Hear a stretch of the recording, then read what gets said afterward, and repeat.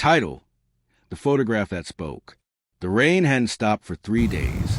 It fell in soft sheets against the rusted tin roof of the old newspaper office, turning the evening sky into a watery blur of grays and golds. Inside, only one desk lamp remained on, its weak light flickering over a pile of dusty archives. That was where I found the photograph. It wasn't the picture itself that caught my eye first. It was a film roll, a small, tightly wound strip tucked into an envelope marked Confidential, 1989. I'd been sorting old boxes from the storage basement, clearing out decades of forgotten stories from the Waverly Herald, the paper where I'd worked for almost 10 years. Something about that envelope felt different. The handwriting on the label was neat, careful, but there was a faint smudge of red ink beside the word Confidential. I held it under the lamp. The ink wasn't ink. It was blood. When I developed the film later that night, the first image came through faintly. A living room, old-fashioned, probably from the 1980s. A small boy sitting on a plaid sofa. He wasn't smiling. Behind him stood a man, blurry, almost hidden by the camera flash, his face barely visible. The next photo showed the same boy, this time sitting at a dining table. The man was closer now. By the third picture, the boy was gone, and the man was staring straight at the camera. At first, I thought it was a hoax, maybe someone's dark joke left behind from a forgotten investigative piece. But when I looked closer at the background details, the wallpaper, the old rotary phone, the worn carpet, something about it felt real. The timestamp on the film read April 7th, 1989. I searched our digital archives for that date. That's when I found it. Local family vanishes without a trace. Waverly police baffled. The story was brief. A family of 3, mother, father, and a 7-year-old boy named Ethan Cross, disappeared from their home just outside town. No signs of struggle, no evidence of forced entry. The house was left unlocked. The dinner table still set. The case was never solved. And no one had ever seen those photographs before. That night, I couldn't sleep. I kept seeing the boy's eyes through the film grain, wide, uncertain, like he knew something terrible was about to happen. I drove out to the Cross residence the next morning. The house still stood, abandoned and wrapped in ivy. The roof half-caved from time. Local teens use it for ghost stories, but the air around it felt too heavy for mere superstition. Inside, dust lay thick over every surface.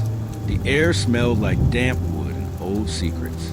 The wallpaper, still faintly floral, matched the background from the photos. And there, in the corner of the living room, was a small toy car. It hadn't been there for decades. Something in the walls drew me in, literally. There were faint scratch marks around a panel near the fireplace. I pried it open with my pocket knife. Inside was a small wooden box, wrapped in a plastic bag. Inside the box, a Polaroid camera and a note. The note read, he told me to smile. I couldn't. Please, if you find this, don't let him take another picture. It was signed EC, Ethan Cross. I took the box to the police. The detective on duty, an older man named Sergeant Holloway, glanced at it and sighed. That case ruined this department, he said. We followed every lead, found nothing. House was clean. No prints, just gone. When he saw the note, though, his face changed. We never found this. He told me there had been rumors. A photographer who traveled through small towns offering family portraits for free in the late 80s. People said he used old cameras, no digital gear. His clients often moved away afterward, or just disappeared.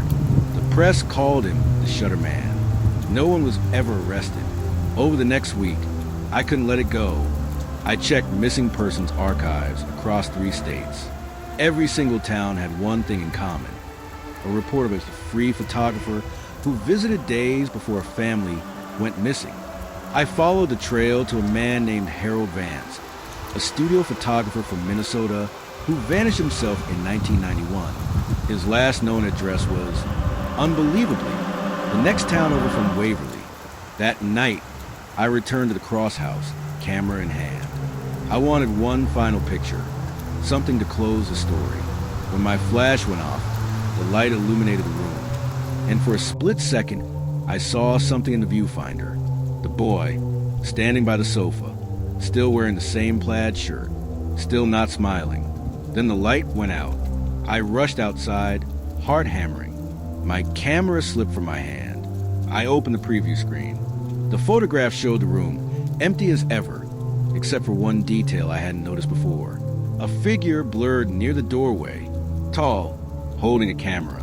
The next morning, I brought the photo to Sergeant Holloway. He stared at it for a long time. "You shouldn't have gone there," he muttered. "That place is wrong." He handed me a file from his drawer, something he'd never released to the press. Inside were the original crime scene photos from 1989. In one of them, behind the police line, stood a man. Same build, same posture, same camera. I don't go out after dark anymore.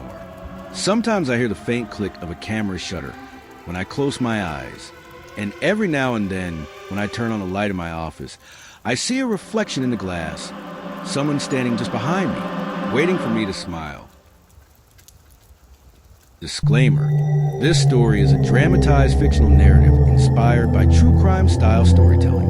All characters, events, and details are fictional. The creator is not responsible for any interpretation, emotional reaction, or consequence resulting from the content. Viewer discretion is advised.